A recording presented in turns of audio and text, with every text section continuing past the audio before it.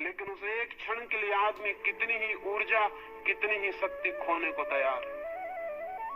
शक्ति खोने के कारण पछताता है बाद में कि शक्ति छीन हुई, शक्ति का अपव्यय हुआ, और उसे पता है कि शक्ति जितनी छीन होती मौत उतनी करीब आती।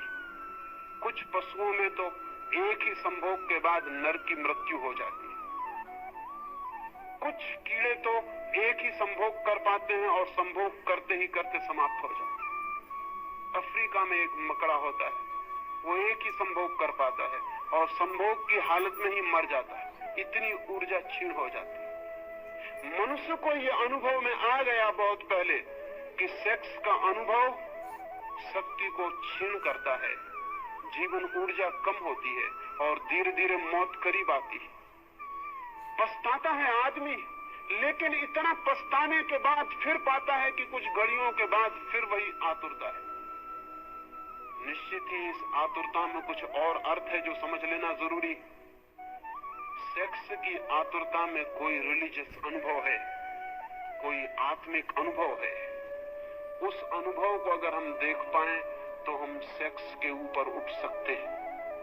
अगर उस अनुभव को हम न देख पाए तो हम सेक्स में ही जिएंगे और मर जाएंगे। उस अनुभव को अगर हम देख पाए, अंधेरी रात है और अंधेरी रात में बिजली चमकती, बिजली की चमक अगर हमें दिखाई पड़ जाए और बिजली को अगर हम समझ लें तो अंधेरी रात को हम मिटा भी सकते हैं। लेकिन अगर हम ये समझ लें कि अंधेरी रात के कारण बिजली चमकती है तो फिर हम अंधेरी रात को और घना करने की कोशिश करेंगे ताकि बिजली चमके। सेक्स की घटना में बिजली चमकती है, एक वो सेक्स से अतीत है, ट्रांसेंड करती है, पार से आती।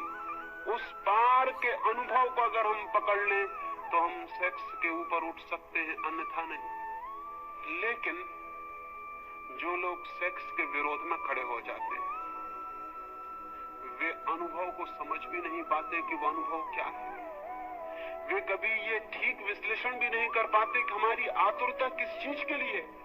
मैं आपसे कहना चाहता हूं कि संभोग का इतना आकर्षण क्षणिक समाधि के लिए, और संभोग से आप उस दिन मुक्त होंगे जिस दिन आपको समाधि बिना संभोग के मिलना शुरू हो जाएगी। उसी दिन संभोग से आप मुक्त हो जाएंगे, सेक्स से मुक्त हो जाएंगे।